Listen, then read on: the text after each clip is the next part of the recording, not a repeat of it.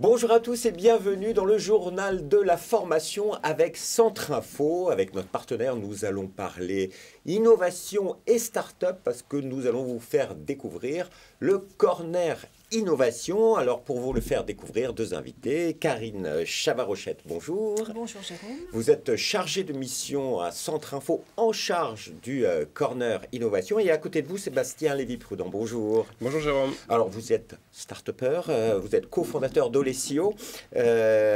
Alors depuis quelques années, effectivement, depuis on va dire l'épisode du Covid, la digitalisation de tous les dispositifs d'orientation, de formation et d'emploi s'est développée. Et justement, c'est ce qu'on appelle les EdTech, c'est ça, toutes ces startups. Vous faites partie de ces EdTech, monsieur Lévy-Prudent? Oui, tout à fait. Donc, on est adhérent à EdTech France et à la FINEF, qui sont deux collectifs qui rassemblent des organisations qui ont mis à profit l'innovation numérique pour l'emploi, pour la formation, pour l'orientation, pour l'éducation. Et on regroupe ça dans les EdTech. Dans les EdTech, ce monde des EdTech en France aujourd'hui, c'est combien d'entreprises, combien de startups? On a des chiffres ou pas?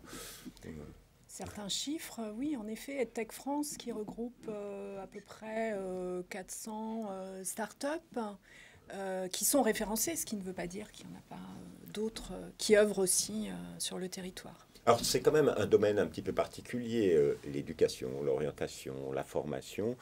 J'imagine que ces startups ont une problématique commune, c'est arriver à se faire connaître. C'est peut-être une des raisons pour lesquelles vous avez créé le Corner Innovation.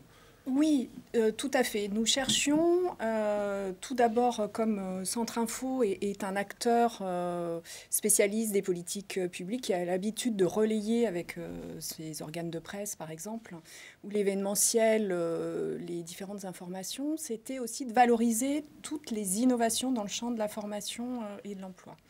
Et donc, pour nous, c'était un moyen de mettre en visibilité justement ces startups, de les mettre en réseau entre elles et également d'être un lieu d'échange et d'expérimentation.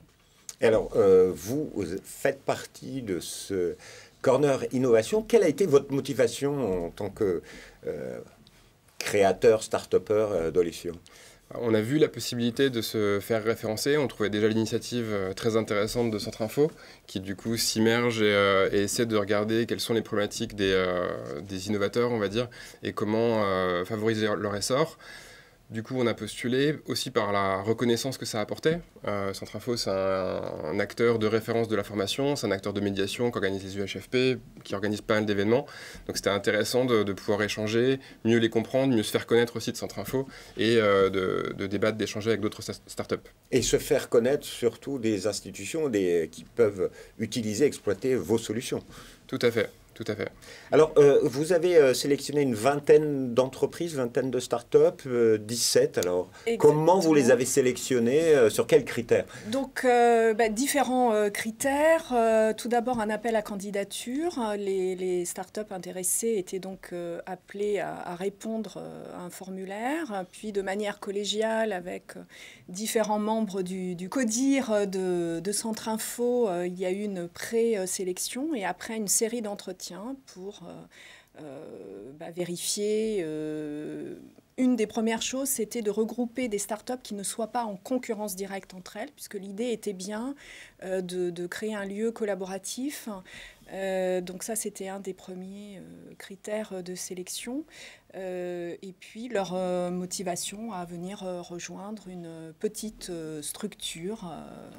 Mais il y a aussi un choix, c'est assez vaste parce qu'on ne connaît pas encore Olesio, on va le savoir, mais c'est des startups qui répondent à des enjeux de transition écologique, de numérique, social, c'est assez divers. Exactement, donc l'idée, vous parliez tout à l'heure d'EdTech, mais l'idée était également d'ouvrir à des startups dans le champ de l'innovation au sens large, c'est-à-dire aussi les innovations sociales et écologiques, et qui développent des solutions, qu'elles soient digitales mais aussi également non digitales, pour répondre justement aux besoins des transitions et notamment en termes de formation, d'accompagnement, de transition professionnelle notamment. Alors, on ne va pas vous demander pourquoi vous avez choisi Olesio, mais vous allez nous décrire Olesio. Olesio, aujourd'hui, quel âge vous l'avez créé quand et qu'est-ce que vous proposez comme service? Alors Olesio, ça a été créé en mars 2021, donc on a 2 ans et demi en gros, on est 16 dans l'équipe. On a 2 activités principales. On développe des solutions de découverte des métiers pour favoriser en fait l'information et la découverte des métiers par des jeunes et des moins jeunes, et puis après de les réorienter vers des acteurs de l'emploi ou de la formation. Et puis on fait des études et du conseil dans le champ de l'emploi et de la formation. Alors, c'est-à-dire que vous développez des applications, vous êtes très pour les jeunes sur les réseaux sociaux, j'imagine. Tout à fait, donc on essaie de s'inspirer en fait des pratiques des jeunes et pour détourner ces pratiques dans le champ de l'emploi et de la formation. Donc on a fait une première plateforme qui s'appelle olesio.fr qui ressemble à une forme de YouTube ou de Netflix par laquelle vous entrez parce que vous regardez une vidéo sur le hacking et puis derrière on vous présente les métiers de la cybersécurité. Et puis on en a fait une seconde qui est une application en réalité augmentée, vous scannez des objets et ça vous dit quels sont les métiers en fait qui permettent la fabrication, la commercialisation de ces objets. Alors aujourd'hui, quelles sont vos difficultés ou les problématiques que vous rencontrez? C'est vous faire connaître auprès des prescripteurs de ces applications et ces services que vous mettez en place? Bah, tout à fait, en fait, c'est de développer l'usage. En fait, je pense que c'est le cas, on pourra en reparler, mais de beaucoup de startups. C'est-à-dire qu'on part en fait d'une innovation technologique, d'usage. Maintenant, elle ne s'appuie pas sur des études qui ont pris 30 ans pour en démontrer la virtuosité. Donc il faut qu'il y ait des terrains d'expérimentation. Et c'est vrai qu'il y a des acteurs en face qui sont très importants et parfois c'est difficile de trouver les terrains, les lieux d'expérimentation. Alors comment vous faites? C'est Centre Info qui est utile là-dessus? C'est vous travaillez ensemble, vous communiquez ensemble? Justement, on a essayé cette année dans notre feuille de route 2023 d'organiser des séances collaboratives entre les différentes startups avec pour objectif une journée qu'on a nommée Première rencontre innovation qui s'est tenue le 3 octobre dernier au CNAM. On a essayé de mettre en avant les différents échanges et point de vue des startups. Et donc, dans ce cadre-là, justement, Sébastien, à travers Olesio, avec 4 autres startups, ont décidé de rédiger un manifeste. Un manifeste qui s'appelle très exactement « Innovation et emploi, je t'aime, moi non plus ». Pourquoi avoir mis ce manifeste en place? En fait, le constat, c'est que quand on est arrivé dans le corner de l'innovation, on s'est mis en effet à échanger entre startups et beaucoup émettaient les mêmes difficultés pour développer l'usage en fait, des solutions qu'ils proposaient. Et du coup, on a noté ce paradoxe qui est que finalement, les pouvoirs publics et on va dire toute la sphère publique et privée a pour intérêt de développer l'employabilité des personnes. Je pense que c'est un sujet pour tous. Tout le monde veut mobiliser l'innovation. Et pourtant, en fait, cette jonction entre l'écosystème de start-up dans le champ de l'emploi et de la formation et parfois, en fait, la sphère publique a du mal à se faire, alors pour plein de raisons. La défiance habituelle, public-privé, par exemple? Il y a plein de raisons. Une raison, c'est que déjà, du côté des startups, il y a parfois une connaissance qui est insuffisante de l'écosystème, qui est complexe. Des acteurs du champ de l'emploi et de la formation. Il y a énormément d'acteurs, il y a énormément de dispositifs. Et du coup, il faut s'y retrouver. Il y a aussi, en effet, une forme parfois de lourdeur administrative dans des procédures qui peuvent être, entre guillemets, discriminantes pour les plus petits acteurs. Bon, il y a plein de raisons qu'on expose dans le manifeste, en tout cas, qui sont des ressentis des startups qu'on a pu interviewer. Alors, c'est un manifeste que vous pouvez retrouver sur www.corner.centre-info.fr. C'est un manifeste, mais c'est également un débat qui est ouvert. Vous organisez le débat autour de ce manifeste pour tous les acteurs du champ de l'emploi, de la formation et de l'orientation? Tout à fait.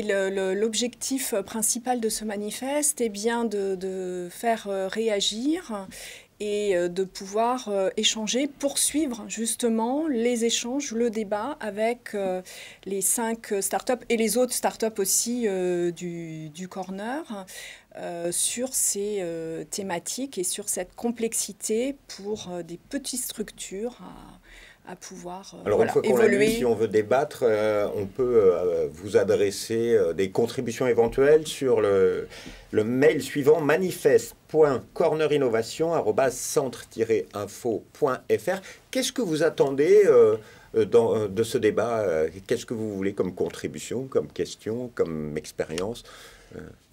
Ce qu'on a essayé de faire, c'est de faire un peu un vie-ma-vie. C'est-à-dire, ce qu'on voudrait, c'est que ces acteurs publics qui, je pense, souhaitent authentiquement, sincèrement, en fait, favoriser l'innovation, comprennent, en fait, quels sont les freins qui sont ressentis par l'écosystème, par les acteurs de l'écosystème. Donc déjà, c'est favoriser cette compréhension. Et puis après, travailler, co-construire ensemble des solutions qui favorisent, en fait, l'émergence de l'innovation. C'est le but également de Centre Info, de faire évoluer tout ce champ par les startups et de nouvelles idées qui arrivent.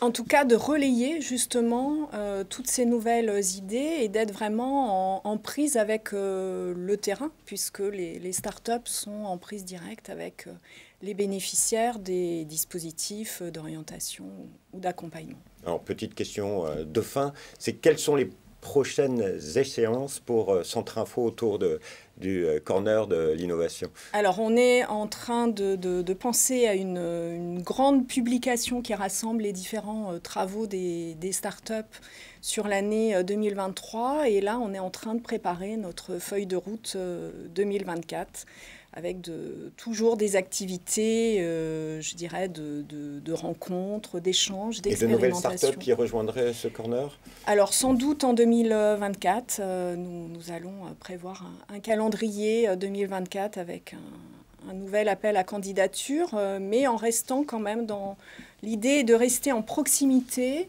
de ne pas faire un annuaire de start-up, mais bien de travailler main dans la main avec elles. Et pour Olesio, prochaines échéances? Les ambitions de l'année? Les ambitions de l'année, c'est de développer l'usage. On a des excellents retours sur les différentes solutions. Il faut notamment sur la découverte des métiers en 5e et au lycée, puis après chez les étudiants, réussir à proposer en fait ces solutions. On aimerait le faire aussi avec les demandeurs d'emploi qui sont au RSA dans le cadre des expérimentations. Et voilà, c'est dans ce cadre-là qu'on essaie de travailler avec des acteurs publics. Merci beaucoup à tous les deux pour votre témoignage. On en sait plus. Si vous voulez toujours plus d'informations, vous saurez tout sur les startups et sur leur corner de l'innovation en allant sur corner.centre-info.fr et bien sûr contribuer au débat à travers le mail et le manifeste. Au revoir et à bientôt.